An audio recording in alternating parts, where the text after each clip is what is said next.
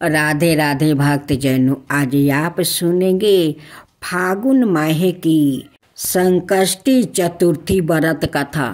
प्रत्येक माह में आने वाली कृष्णा पक्ष की चतुर्थी को संकष्टी चतुर्थी कहा जाता है। यह व्रत माता पार्वती के पुत्रा श्री गणेश को समर्पित है। इस दिन विधि विधान से भगवान श्री गणेश जी की पूजा करनी चाहिए। फागुन माह की संकष्टी चतुर्थी को दूज प्रिया संकष्टी चतुर्थी के नाम से जाना जाता है। एक बार की बात है, एक आदर्श राजा का राज्य था। वो राजा अत्यंत धर्मात्मा थे। उनके राज्य में एक अत्यंत साजन ब्राह्मण थे। उनका नाम था विष्णु शर्मा। विष्णु शर्मा के 7 पुत्र थे। वो 7 अलग अलग रहते थे। विष्णु शर्मा की जब वृद्धावस्था आ गई तो उसने सब बहुओं से कहा, तुम सब गणेश चतुर्थी का व्रत किया करो। विष्णु शर्मा सवाए भी इस व्रत को करते थे। आहू हो जाने पर यह दायित्व वो बहुओं को सौंपना चाहते थे। जब उन्होंने बहुओं से इस व्रत के लिए कहा तो बहुओं ने आज्ञा ना मानकर उनका अपमान कर दिया। अंत में धर्म निष्ठा छोटी बहू ने ससुर की बात मान ली। उसने पूजा में सामान की व्यवस्था करके ससुर के साथ व्रत किया और भोजन नहीं किया। ससुर को भोजन करा दिया। जब आधी रात बीते तो विष्णु शर्मा को उल्टी और दस्त लग गया। छोटी बहू ने मल मूत्र से खराब हुआ कपड़ों को साफ करके ससुर के शरीर को धोया और पोछा। पूरी रात बिना कुछ खाए पिए जागती रही। बारात के दौरान रात्रि में चंद्रोदय पर स्नान कर फिर से श्री गणेश की पूजा भी की। विधिवत पारण किया। विपरीत स्थिति में भी अपना धैर्य नहीं खोया। पूजा और ससुर की सेवा दोनों श्रद्धा भाव से करती रही। गणेश जी ने उन्हें दोनों पर अपनी कृपा की। अगले दिन से ही ससुर जी का स्वास्थ्य ठीक होने लगा और छोटी बहू का घर धन से परिपूर्ण हो गया। फिर तो अनाय बहुओं को भी इस प्रसंग से प्रेरणा मिली और उन्होंने अपने ससुर से क्षमा मांगते हुए फागुन कृष्णा संकष्टी गणेश चतुर्थी व्रत किया और साल भर आने वाली हर चतुर्थी का व्रत करने का शुभ संकल्प लिया। श्री गणेश की कृपा से सभी का स्वभाव सुधर गया। आप सुने संकष्टी गणेश चतुर्थी व्रत कथा। पूर्व काल में राजाओं में श्रेष्ठ राजा नल था।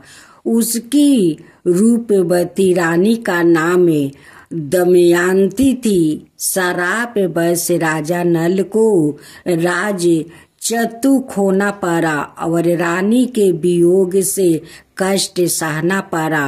तब दमयंती ने इस व्रत के प्रभाव से अपने पति को प्राप्त किया। राजा नल के ऊपर विपत्तियों का पहाड़ टूट पड़ा था। डाकुओं ने उनके महल से धन, गजशाला से हाथी और घोड़शाला से घोड़ा हरण कर लिया और महल को अग्नि से जला दिया। राजा नल भी जुए खेल कर सब हार गए। नल असहाय होकर रानी के साथ वन को चले गए। शराब बस स्त्री से भी वियोग हो गया।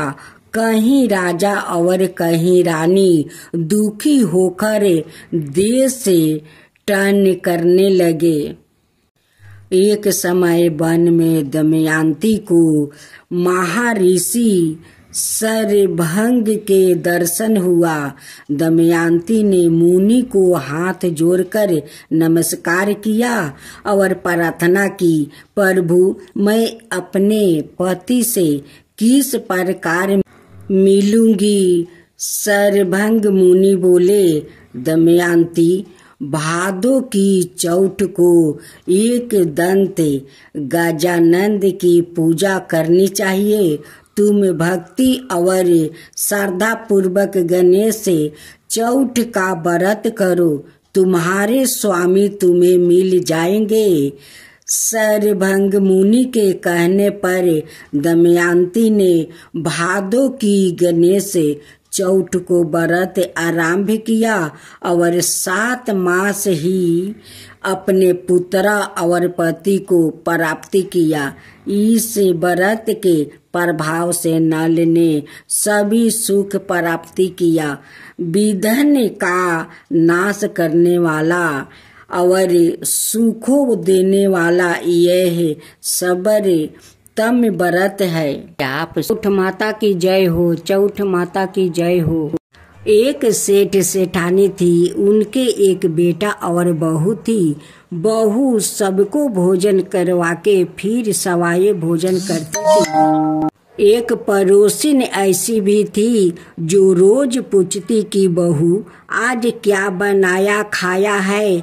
बहू कहती, हे पड़ोसिन ठंडो बासी।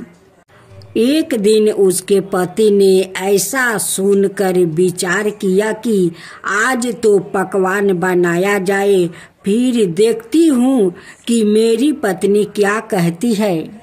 उसने तरह तरह के पकवान बनवाया और घर के सभी लोग ने एक साथ बैठकर भोजन किया।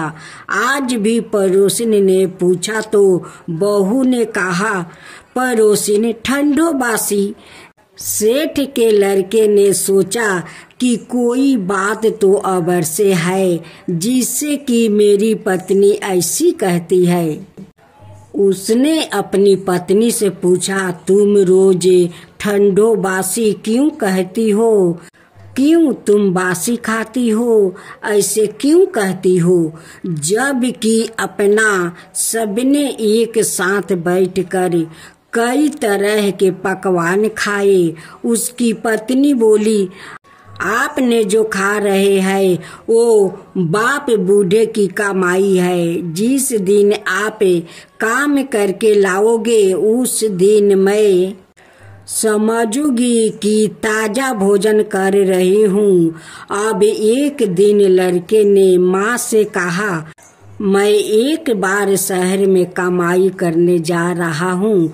माँ बोली, बेटा अपने पास इतना धन है कि खाया नहीं जा सकेगा। माँ के माना करने पर भी बेटे ने सवाए कमाने का मन बना लिया और जाते समय पत्नी से कहा, मैं जब तक कमाकर बहुत सा धन लेकर ना आऊं तुम चूल्हे की आग मत बुझाने देना। एक दिन चूल्हे की आग बुझ गई तो वो मन ही मन घबराने लगी, कहीं मेरे पति पर संकट तो नहीं आन पड़ा। जल्दी से पड़ोस में से आग लाकर चूल्हे में राख देती है। ऐसा विचार करके पड़ोस में गई। वहाँ पड़ोसिन चौथ माता का व्रत पूजन कर रही थी। पड़ोसिन ने कहा, थोड़ी देर में आकर ले जाना। बहू ने पड़ोसिन से पूछा, आप यह व्रत क्यों करती है? इससे क्या मिलता है? पड़ोसिन ने कहा, चौथ माता के इस व्रत को करने से अन्न लक्ष्मी मिले और अपनी मनोकामना पूरी होता है। अब बहू भी चौठ माता का व्रत करने लगी। दीवार पर चौठ माता बनाई। उस दिन घी गुड़ का चूरमा बनाकर रात्रि को चंद्रमा को अर्घ देकर भोजन करती है। ऐसा करते करते बहू दिन हो गया। चौठ माता ने उस बहू के पति को सपना दिया कि साहूकार का बेटा तू जागे कि सोए, तेरी पत्नी बहुत याद कर रही है। घर जाकर उसकी चिंता मिटाओ। तू दुकान खोल कर कंकु केसर का पगला बन के बैठ जाना। आज तेरा हिसाब किताब चुकता हो जाएगा। अब तो चौठ माता ने जैसा कहा था वैसा ही हुआ था। उसने घर जाने की तैयारी की और गाड़ी भर के धन दौलत लेकर चल दिया। रास्ते में एक बड़ा सा काला नाग फन फैलाए बैठ गया और कहने लगा, आज तो मैं तुझे डांसूंगा, छोड़ूंगा नहीं। आज तेरी आहू पूरी हो गई है। सेठ ने लड़के से कहा, आज चौठ माता ने मुझे सपना दिया तो मैं पत्नी से मिलने घर जा रहा हूँ। वहाँ मेरी पत्नी बहुत चिंता कर रही है। मैं उसे मिल कर जरूर आऊँगा, तब तुम मुझे डांस लेना। नाग ने कहा, तुम शपथ पूर्वक कहकर जाओ तो मैं तुम्हें जाने दूंगा, परंतु लौट कर नहीं आए तो तुम्हारे घर आकर मैं तुम्हें डांस लूंगा। इस प्रकार सांप को वचन देकर वो अपने घर पहुंचा। वहाँ सभी से हंसी खुशी से मिला और भोजन करने को बैठा तो उदास होकर बैठ गया। उसकी पत्नी ने उदास होने का कारण पूछा तो पति ने काले नाग वाली बात बताते हुए कहा, यदि मैं उसके पास नहीं जाऊंगा तो वो घर आकर ही मुझे डांस लेगा। पत्नी बहुत चतुर थी। उसने कहा कि आप घबराओ नहीं, लेट जाओ, मैं एक उपाय करती हूँ। पत्नी ने कमरे की सात पेटी सिरवा धोई। पहली पेटी पर रेत, दूसरी पर इतरा, तीसरी पर गुलाल फूल, चौथी पर कंकु केसर, पांचवी पर लड्डू पेड़ा, छठी पर गादी गलैचा और सातवीं पेटी पर दूध का कटोरा भर कर रख दिया। इस प्रकार वो 7 ही पेटी सजाकर बैठ गई। आधी रात होते ही नाग आकर पेटी चढ़ने लगा। पहली पेटी पर रेत में लौट गया और कहने लगा कि सेठ की बहू ने आराम तो बहुत दिया, पर बचनों से बंध कर आया हूँ सो डांसूंगा। अबर से ही इसी प्रकार 7 पेटियों पर नाग आराम करता हुआ और कहता हुआ कि डांसूंगा जरूर। कमरे में जाने ही वाला था कि चौठ माता ने विचार किया कि मैं इसे नहीं बचाऊंगी तो संसार में धर्म कर्म और व्रत पूजन को कौन मानेगा। अब तो गणेश जी, चंद्रमा जी और चौठ माता ने उसे बचाने का विचार किया। चंद्रमा जी ने उजाला किया, चौठ माता ढाल बनी और गणेश जी ने तलवार लेकर नाग को मार दिया और ढाल से डंक दिया। अब बहू भी थकी हारी सो गई। दिन उगा तो लोग बेटे से मिलने आए, परंतु बेटा बहू तो उठे ही नहीं थे। बहु देर हो गई तो माँ उन्हें उठाने गई। माँ ने सातों पेटियों पर जो कुछ देखा तो बहुत घबराई और बेटा बहू को आवाज लगाई। बेटा बहू उठे तो देखा कि एक ढाल तलवार वहाँ पड़ी है। अब ढाल उठाई तो वही काला नाग मारा हुआ पड़ा है। बेटा बहू ने सोचा कि आज तो धर्म कर्म ही आरे आए, जो भगवान गणेश जी और चौठ माता ने हम सभी को रक्षा की है। चौठ माता आपने जैसी सेठ के बेटे बहू की रक्षा किया है, वैसे ही सबका रक्षा